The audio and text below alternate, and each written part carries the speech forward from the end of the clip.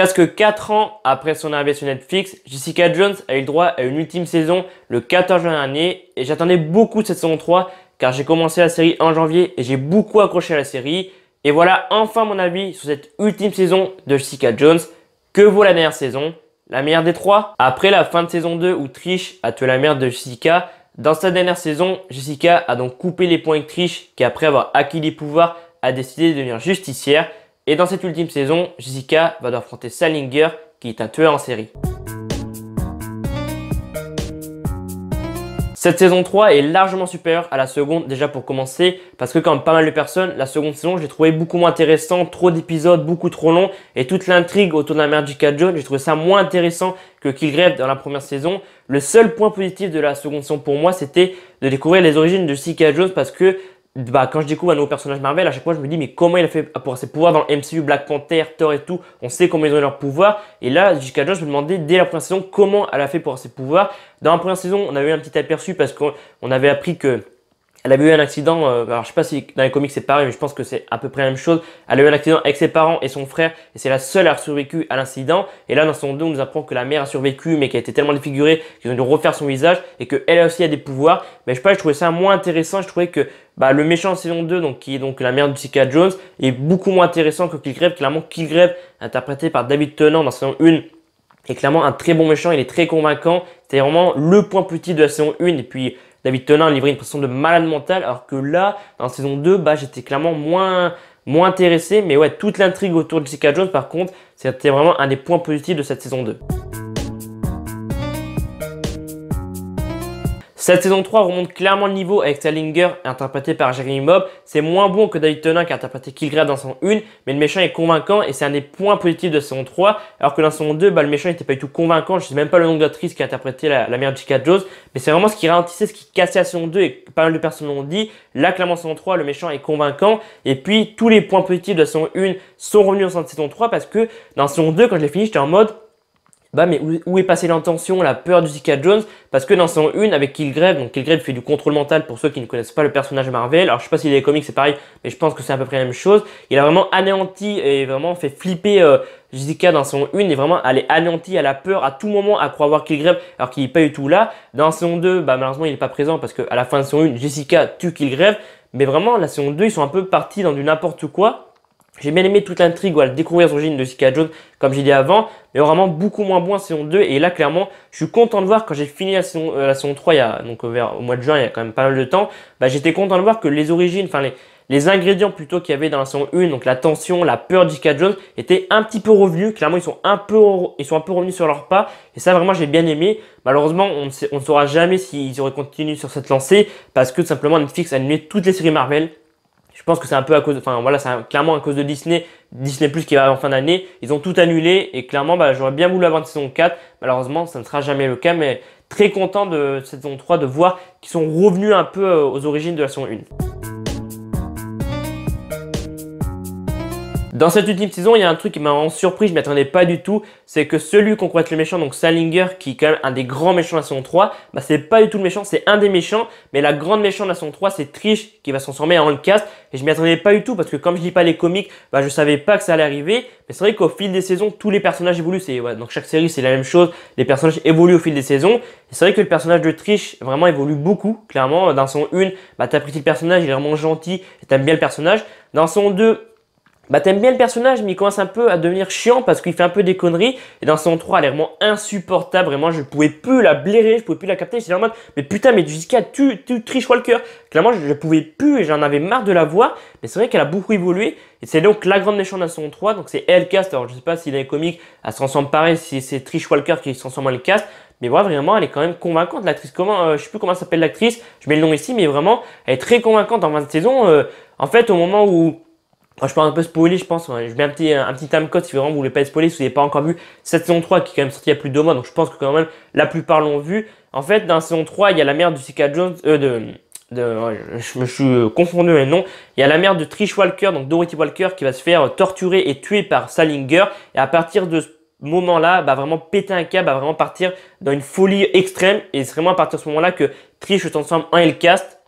Et là, ça part en cacahuète totale. Mais ouais, vraiment surpris que ce soit elle la méchante. Et puis, il n'y a pas que Trish Walker qui a évolué, puisque Jessica Jones, dans la première saison, bah, elle était vraiment anéantie. Elle avait peur de Kilgrave, comme j'ai dit avant. Dans la seconde saison, à chercher des réponses voilà, par rapport à son passé, par rapport à comment elle avait eu ses pouvoirs. Et dans la saison 3, j'ai trouvé que dans sa dernière saison, elle était beaucoup plus prudente.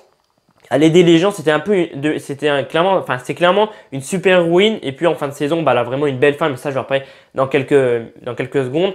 Mais voilà, vraiment les personnages ont beaucoup évolué, mais ouais, vraiment grosse surprise que ça soit Trish la méchante de la saison 3. Et par rapport aux personnages, je vais parler de d'autres personnages que Trish Walker et Jessica Jones. C'est pour moi un des points négatifs de la saison 3, puisque dans la saison 2, ils avaient introduit pas mal de nouveaux personnages, et là les personnages disparaissent complètement, enfin pas totalement, parce qu'il y en a deux, on va les voir en début de saison 3, mais le personnage de Cheng qui était un avocat dans la saison 2, il a complètement disparu du jour au lendemain, on n'a pas d'explication, enfin je me souviens pas avoir eu d'explication dans la saison 3, après vu la direction dans laquelle va la saison 3, je comprends pourquoi ils l'ont pas mis, parce que le personnage aurait été totalement inutile dans la saison 3, et j'aurais bien voulu avoir une explication quand même. Après, peut-être que l'acteur qui interprète donc le rôle de Cheng était sur un tournage d'une série ou d'un film. Et du coup, il n'a pas pu se libérer. Mais ça arrive strictement à rien qu'il soit dans saison 3. Et puis, on a aussi le personnage de Oscar et Vido. Enfin, le Oscar et son fils Vido qui était dans saison 2. Qui pour moi était un des points positifs de la saison 2. Parce que ça apportait un plus à la série. Ils apportaient beaucoup d'humour. Et le trio Jessica Jones, Oscar et son fils Vido marchait vraiment super bien. C'était vraiment un des points positifs de la saison 3, de la saison 2 plutôt. Je suis en train de m'envoyer dans la saison de la saison 2 avec les origines de la saison 2 de Jessica Jones. C'est vraiment un truc que j'avais beaucoup aimé dans la saison 2. Et là, dans la saison 3, bah, c'est comme le personnage de Cheng. Vu la direction dans laquelle va la saison 3, bah, ils ont été complètement inutiles dans le reste de la saison 3. Donc en début de saison 3, je crois que c'est dans l'épisode 1 ou 2, enfin je crois que c'est vraiment plus vers l'épisode 1. Il y a Oscar qui dit bon bah on s'en va, on a la mal être ici, voilà. Et je trouve ça dommage parce que j'ai vraiment beaucoup les acteurs et ça, ils apportaient un plus à la série. Mais c'est comme ça, des fois ils amènent des nouveaux personnages et puis bah, après ils font un autre truc dans saison 3 ou 4 et puis bah, ils disparaissent complètement. Mais vraiment, ouais, j'avais vraiment beaucoup aimé le personnage et c'est pour moi un des points négatifs de voir Oscar et Vido partir. Au Cheng il servait pas à grand chose, clairement dans saison 2, bah... J'avais bien aimé le personnage, mais il n'était pas non plus nécessaire. Mais c'est vrai qu'Oscar Vido, je pense que pas le personnage était déçu qu'il s'en aille de la saison 3. Mais ouais, c'est comme ça dans les séries. Des fois, ils amènent des personnages, puis ils s'en vont. Mais du coup, comme Oscar, Cheng et son fils Vido disparaissent, ils amènent donc de nouveaux personnages dans la saison 3.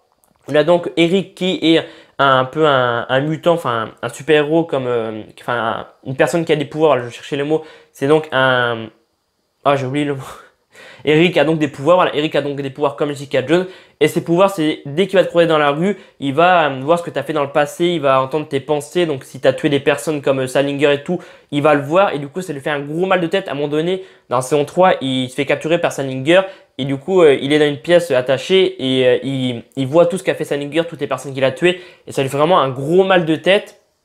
Mais vraiment, c'était cool comme pouvoir quand même parce que il peut voir ce que tu as fait dans le passé, ce que tes pensées et tout. Donc c'est plutôt un bon personnage. Moi, j'ai bien aimé le personnage d'Eric. Et puis il remplace un peu Oscar parce que voilà, Oscar dans la saison 2, c'était le plan cul de Jessica Jones. Et là, bah, c'est Eric le plan cul de Jessica Jones. Et puis on a aussi un nouveau personnage féminin qui s'appelle Gillian et qui est qui est l'assistante plutôt de Jessica Jones. Dans cette saison 3, Jessica a décidé de prendre une assistante. Ils ont décidé de mettre une assistante à Jessica Jones qui va donc prendre les appels, dire ouais Jessica Jones elle n'est pas présente, elle est sur notre affaire. Et je trouvais le personnage plutôt pas mal. Après je trouve qu'elle se débrouillait quand même plutôt bien dans son 1 et 2. Enfin dans son 1 elle était plutôt anéantie mais elle se débrouillait plutôt très bien tout seul. Mais c'est quand même cool d'avoir mis une assistante avec Jessica Jones. Je trouvais ça plutôt pas mal. Donc ouais les nouveaux personnages sont plutôt bien. Clairement malheureusement on ne saura pas s'ils auraient... Enfin moi j'aurais trouvé ça bien. Et malheureusement ça arrivera jamais, c'est ce que je voulais dire. Mais j'aurais trouvé ça bien qu'il y ait une saison 4 et de plus développer le personnage de Eric, de Gillian, surtout le personnage d'Eric parce que je pense qu'il a vraiment un bon potentiel à développer sur ce personnage. Malheureusement Netflix a annulé toutes les séries Marvel.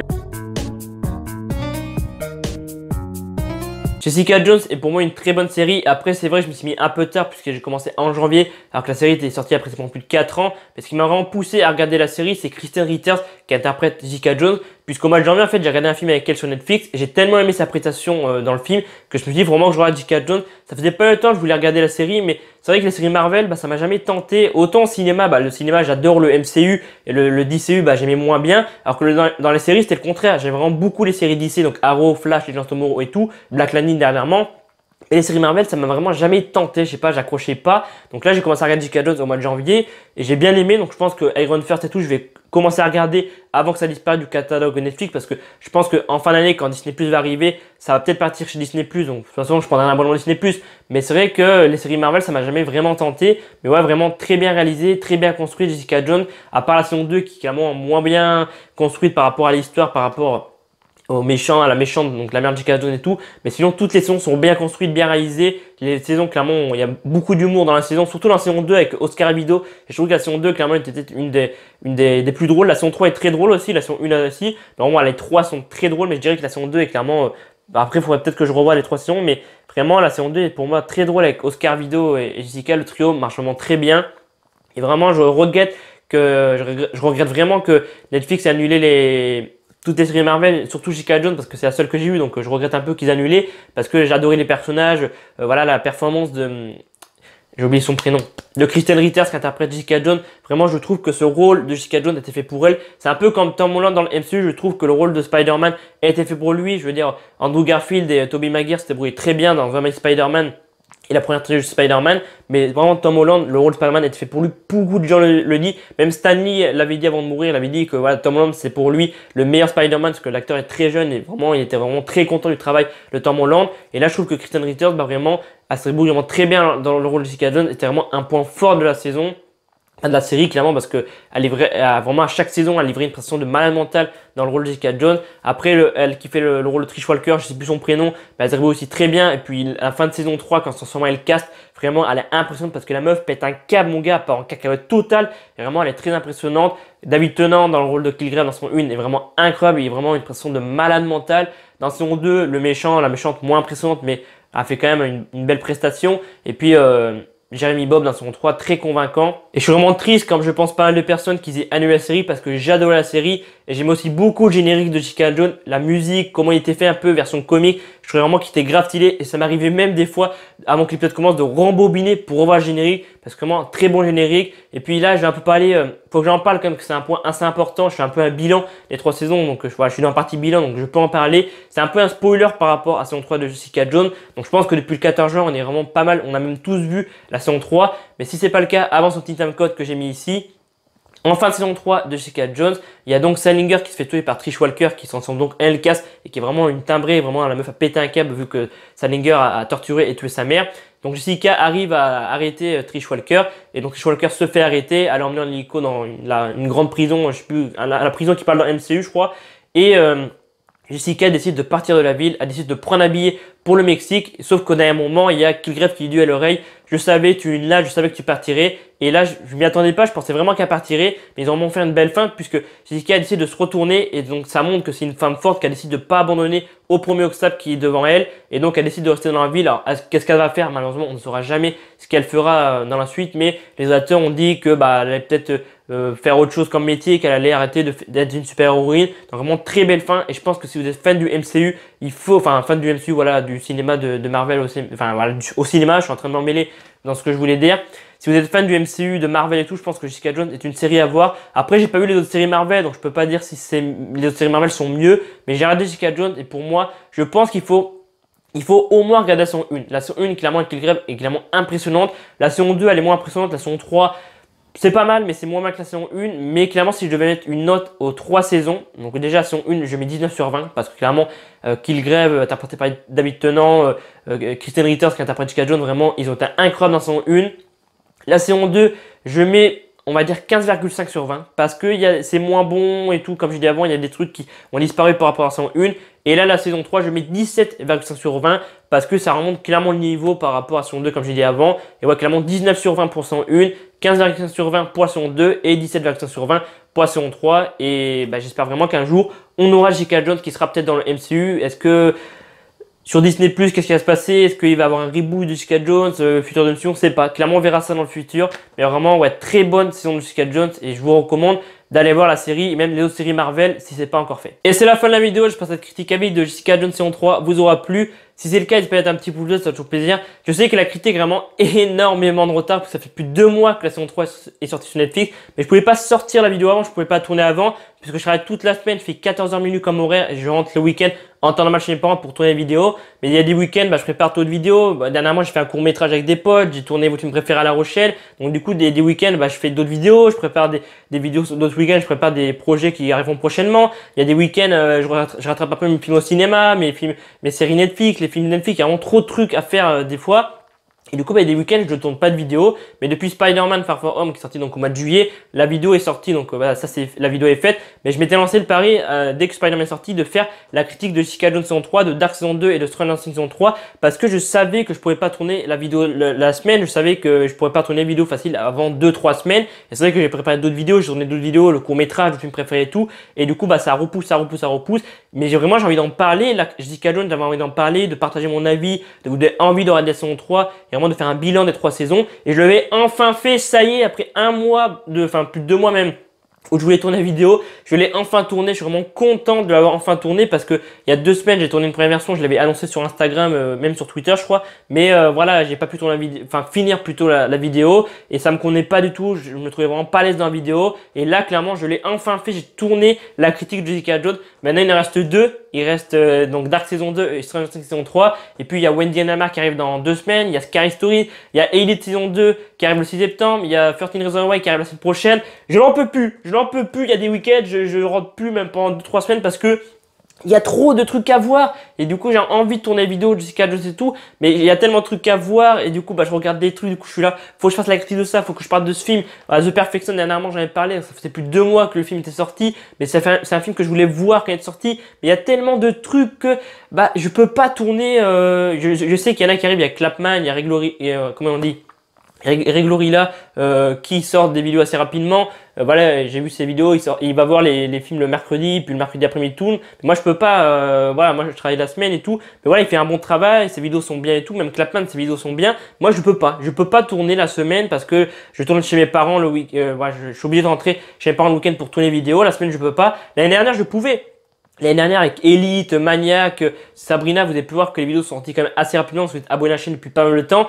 Les vidéos, j'ai sorti facile 2-3 jours après parce que je travaillais pas à cette période-là. Du coup, c'était facile. Tu regardais la vidéo. Tu regardais la série le vendredi quand ça sortait. Le samedi, tu avais fini, facile. Puis le dimanche, lundi, je tournais les vidéos. Et puis voilà, ça arrivait le mardi ou mercredi. Mais c'est vrai que depuis le mois de janvier, je retravaille. Donc du coup, c'est très difficile. Et surtout depuis le mois de mai, je dirais depuis le mois de mai, quand Aladdin est sorti, Aladdin, j'ai vraiment envie d'en parler et j'ai sorti la vidéo 2-3 semaines après et je me suis dit, mec, autant faire comme ça pour les critiques cinéma et tout, les critiques séries et tout, vraiment, quand vraiment tu peux pas, tu sors facile 2 semaines, 3 semaines après ou même 1 mois ou 2. Et là, Jessica Jones, je l'ai fait, donc vraiment, j'espère qu'en tout cas, même si ça sort 1 mois ou 2 après, ça vous plaît. Après, évidemment, je vais pas sortir une critique de film ou de série 1 an après parce que c'est beaucoup trop tard.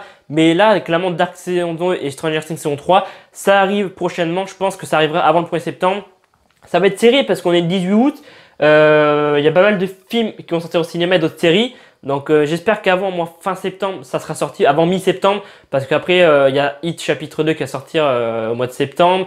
Mais ouais, vraiment, en tout cas, j'espère que ça vous plaît. Moi, je passe vraiment un plaisir. Enfin, je prends vraiment du plaisir à tourner cette vidéo. Je suis vraiment très content. Là, je suis vraiment extrêmement fier d'avoir enfin tourné la critique de Jessica Jones. Ça fait plus de 4 heures que je tourne. Il est 17h40. J'ai commencé à 1h. Je suis vraiment très content vraiment d'avoir au moins réussi à tourner Jessica Jones. Normalement, allez en ligne si vous la regardez. Peut-être que la vidéo fait que 30-40 vues. C'est pas grave. Moi, j'ai pris du plaisir à tourner et vraiment, j'ai envie de donner mon avis. Et j'arrive même plus à parler tellement que ça fait 4 heures que je tourne cette vidéo. Donc, je vais m'arrêter ici. J'espère que ça vous aura plu. Moi, je vous dis à la semaine prochaine. De toute façon, là, il y a eu pas mal de vidéos. Et cette semaine, il y a eu 3 vidéos. Il y a eu Midsommar. Hier, j'ai tourné Midsommar, Hobbs & Shaw. J'ai tourné 2 vidéos en une journée. Je sais pas comment j'ai fait. Des fois, j'y arrive pas. Mais là, je suis arrivé. Bon, je vais arrêter de parler. Je vais terminer cette vidéo parce que je pense que elle dure quand même assez longtemps. Je pense qu'elle dure facile 8-9 minutes. Je voulais qu'elle dure pas trop longtemps. Mais là, je parle. Donc, je vais m'arrêter ici.